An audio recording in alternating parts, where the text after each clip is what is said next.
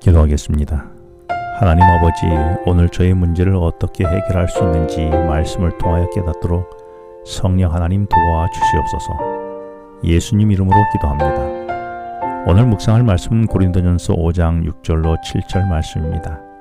고린도전서 5장과 6장은 고린도 교인들이 구원의 기쁨을 누렸지만 성령을 쫓아 행하지 않고 미성숙한 아이들 상태로 여전히 육에 머물며 도덕적으로 타락하여 권면한 내용입니다. 대신 자신들이 가진 것들로 자랑하면서 서로 왕노릇한 것이지요.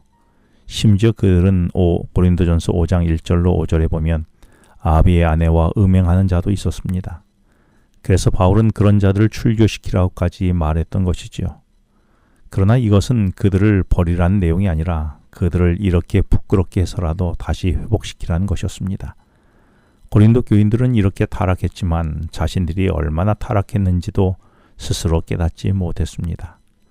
이런 현실 속에 바울은 6절에서 너희가 자랑하는 것이 옳지 않다라고 말합니다. 이렇게 바울이 말한 것은 고린도 교인들은 서로 자기 지식, 자신의 부요함, 자신이 가진 은사 등이 최고라며 서로 싸우고 있었단 말이지요. 이에 바울은 지금 너희들은 너희 문제도 심각한데 하나님 보시기에 가치 없는 세상의 것들로 자랑할 때가 아니라는 것입니다. 지금 그런 것들이 너희 호흡이 끊어지는 순간 어떤 책임을 져줄 것이며 무슨 이익을 줄 수 있겠냐는 것이죠.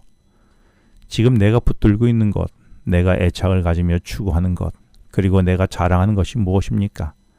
그것이 내 호흡이 끊어지는 마지막 날에 어떻게 책임져 줄 것 같습니까? 그리고 어떤 도움이 되겠습니까? 바울은 내가 가진 것으로 자랑하는 것이 옳지 않다며 이어서 적은 누룩이 온 덩어리에 퍼지는 것을 알지 못하느냐고 묻습니다. 누룩은 매우 작은 양으로도 자기보다 몇천 배 되는 반죽을 발효시키는 것이지요. 다윗은 목욕하는 한 여인의 아름다움을 보고 아름답다라는 누룩을 하나 먹었더니 그 누룩은 번져서 여인을 침실로 불러들였고 동침했으며 임신하는 것을 알고 전쟁 중인 남편을 불러 동침하게 했으나 충신인 그 남편은 합방을 하지 않아 전쟁터에서 죽게 했습니다. 그리고 그 여인을 자신의 아내로 취했고 이것은 훗날 이런 아비의 모습을 보고 자란 자신의 장남 암논이 이복 여동생 다말을 강간하는 일로까지 번지게 되었습니다. 그래서 다말의 오라비 압살롬이 이복형 암논을 칼로 쳐 죽였지요. 다윗이 한번 먹은 누룩이 다윗의 일생을 망치는 것뿐만 아니라 아들과 자식들과 왕궁과 이스라엘을 역사적으로 망치게 된 것입니다. 이렇게 적은 누룩이 무섭게 퍼진 것이지요. 지금 내게는 내가 대수롭지 않게 여기는 누룩은 무엇입니까? 그런데 그것 하나가 내 삶과 후세에게까지 퍼지는 엄청난 효력을 가진 무서운 누룩임을 알고 있습니까? 그래서 그 작은 누룩을 어떻게 해야 할까요? 이런 죄의 누룩을 가진 고린도 교인들에게 지금 너의 무엇을 자랑할 때가 아니라고 말한 것입니다. 그럼에도 불구하고 바울은 7절에서 현재는 너희가 누룩 없는 자라고 인정해주고 격려해 주지요. 이것이 고린도 교인들에 대한 바울의 사랑의 표현이었습니다. 그 대신 이렇게 누룩 없는 삶이 우리의 정체성이라고 말합니다. 특히 예수님은 내 몸이 새롭게 되었다면 이전에 더러운 것이 묻었던 것들을 버리라는 것입니다.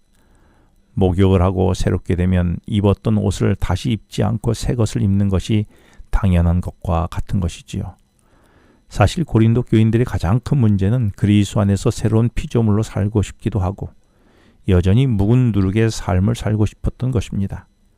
그래서 교회에 와서는 그리스도인처럼 살고 싶고 예배당을 벗어나서부터는 고린도 사람들과 똑같이 살고 싶었던 것입니다. 그래서 바울은 너희들은 그리스도 안에서 누룩 없는 자로 이미 인정받은 누룩 없는 자가 되었는데 왜 여전히 고린도 사람들처럼 사느냐고 질책한 것입니다. 따라서 순결한 삶의 공동체를 이루기 위해서는 묵은 고린도 사람처럼 하던 죄의 누룩은 버리라고 한 것이지요.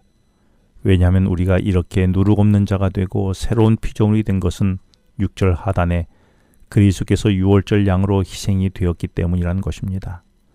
따라서 예수님께서 십자가에서 우리의 죄값을 대신 치르셨기 때문에 우리는 죄인이지만 예수 그리스도 안에서 우리는 누룩 없는 새로운 피조물이 된 것입니다. 이것을 믿는다면 옛 삶을 끊어내야 되는 것이 아니겠냐고 바울은 말한 것이지요.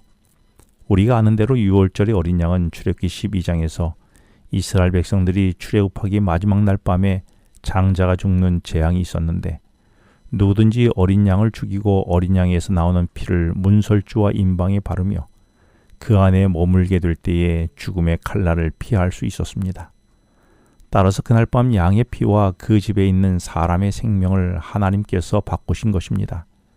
이렇게 하여 로마서 6장 23절에서 죄의 삭은 사망이라고 했는데 그 사망의 값을 어린 양 되시는 예수 그리스도가 십자가의 죽으심으로 대신 감당한 것입니다. 그래서 그 피를 보고 내가 구원된 것이지요. 그렇다면 나는 어떻습니까? 내가 어떻게 하여 새 생명을 얻게 되었고 구원됨을 나는 알고 있습니까? 알면서도 나는 고린도 교인들처럼 새로운 피조물로 인정받아 새롭게 되기도 원하고 교회 밖으로 나가서는 여전히 고린도 사람처럼 살고 싶은 것은 아닙니까? 정말 그러고 싶습니까? 기도하겠습니다. 하나님 아버지, 주님의 피로 새롭게 된 저로 고린도를 그리워하지 않고 묵은 누룩을 버리는 오늘이 되게 하여 주시옵소서. 예수님 이름으로 기도합니다. 지금은 개인 기도 시간입니다. 오늘 주신 말씀을 묵상하면서 주어진 기도 제목과 개인 기도 제목을 놓고 기도하시겠습니다.